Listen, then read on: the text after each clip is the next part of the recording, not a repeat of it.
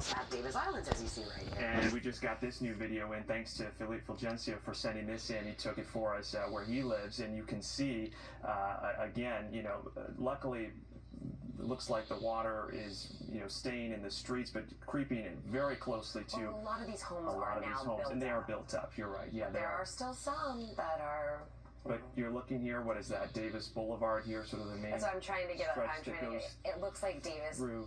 Because you get to the roundabout. Davis Boulevard and then Severn. Severn, yes, yeah. He's over near Severn there, and then you'll see eventually to the Peter O'Knight Airport as well, to the upper left side of the screen there.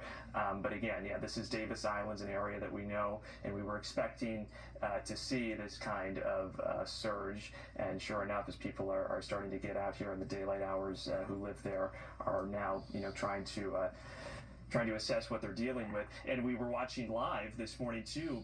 People were trying to drive on and off the bridge. They had to turn around. And they had to turn around because it was so blocked. And there you go. Now we see the airport. Yeah, and you can see that the seaplane basin right there as we're looking at Peter O'Knight, and that would be for those of you familiar, right, going over toward the Dog Beach, the marina right there, and it's all really just kind of blending together, which is why he's able to fly that drone right there. Exactly. Because there's no flights at the airport. And then, so this would be looking south, right, from the tip of Davis Islands, see Tampa, toward the city and the skyline there. Thank you to Philippe for sending that in. We appreciate it, and we hope. Of 10 feet of storm surge, maybe more. Right there in the center of your screen, did you see what came across?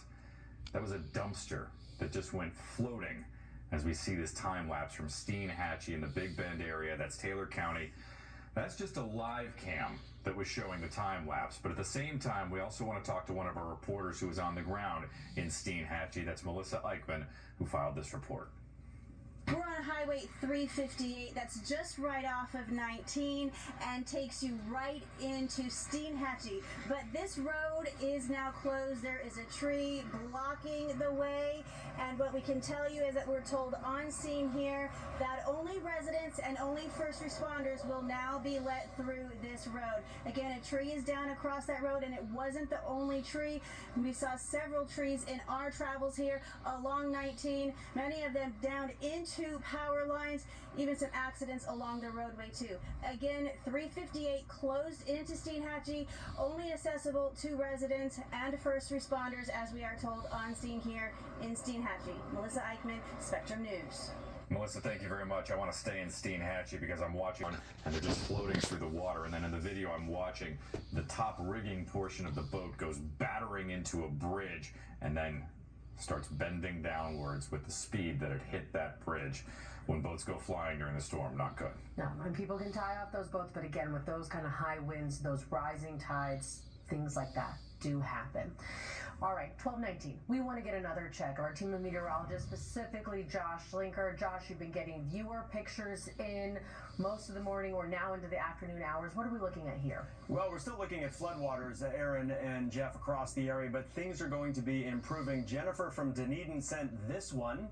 And we take a look at this photo, and there's a van there. It looks like another good reason to switch over to Spectrum Mobile, as we are looking at the floodwaters here, keeping that van locked in place there. So let's switch on over to Clystron 9 right now, and we've been tracking some of these gusty showers moving through. Actually, before I do that, let's talk about those water levels. We've been talking about this through the morning. And we're still approaching that high tide, that astronomically high tide, where you see this blue line. That is the tide prediction. That is basically what the winds do pick up, and we have seen people coming out with the lack of rain. Folks are out here walking the beaches to try to get a sense of the wind and, just have a little fun here next to the pier.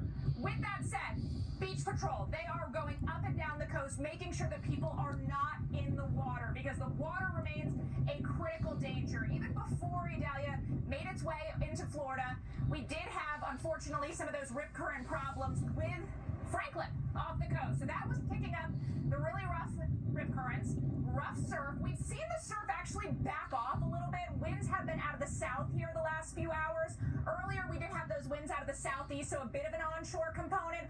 1 to 3 feet of surge. That didn't get us into that storm surge warning criteria. There again, here comes a little bit more of that wind to pick up the sand. By the way, it is so sun, but the temperatures are in the 80s. The dew points are in the upper 70s or low 80s. So heat index values, those have been into the mid 90s. So you're sweating, you get covered in sand. It's kind of like human sandpaper. As I mentioned, things have not nearly been as bad here as they were over towards the Gulf Coast of Florida. That's where we took the Heard an interesting message which I was unfamiliar with, so I just want to pass that along here. Reading from their post, it says, if you own a hybrid or electric vehicle that has come into contact with salt water due to recent flooding within the last 24 hours, it is crucial to relocate the vehicle from your garage without delay. Saltwater exposure can trigger combustion of lithium-ion batteries. If possible, transfer your vehicle to higher ground. So as people are cleaning up, going through some of this flood water area, oh geez, sorry, just seeing that some people are wading through the water straight ahead of us. That's certainly something that first responders don't want to see right now, but it is something that we're seeing quite a bit of along Bayshore Boulevard. But again, we are in the cleanup and assessment phase of storm recovery here in Tampa right now. It does appear that the surge, the storm water, it is subsiding in this area, but it's something that we're going to continue to monitor for the next few hours for you. In Tampa, Hannah Deneen, 10 Tampa Bay. All right, Hannah, and talking about people wading through. I saw some video earlier of kids not splashing; they were just swimming in it because it's so deep. No. And there's obviously stuff in it, but it's not just what you're seeing right now. I mean, Hannah, can you